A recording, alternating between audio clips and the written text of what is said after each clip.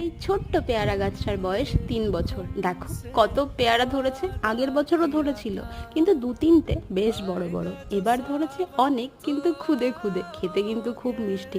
শ্রী স্পেশালে জানাই আপনাদের সবাইকে স্বাগত। আর ইনি হচ্ছে আমার টেলু সোনা। পেয়ারা হয়েছে গাছের, পেয়ারা মাখা হবে না? যখন পেয়ারা মাখার কথা ভাবলাম, বৃষ্টি শুরু।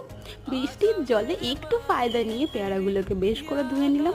ধোয়ার পরে সুন্দর করে কেটে নিতে হবে। যখন আমি পেয়ারাগুলো কাটছি ততক্ষণে তোমরা কী করবে, একটা লাইক, দুটো লঙ্কাও কেটে নিলাম। তারপরে একটুখানি লেবুটা নিংড়ে নেব। তারপরে সামান্য মাত্র লবণ দিয়ে, তারপরে একটু কাসুন্দি, একটু টমেটো কেচাপ আর 2-3টে না লেবু পাতা নিয়ে একটু ছিঁড়ে এতে ছুঁড়ে মেরে তারপরে এটাকে মিক্স করো। তারপরে এটা খেয়ে দেখো কি দারুণ হয়েছে। একবার তো ট্রাই করে দেখো।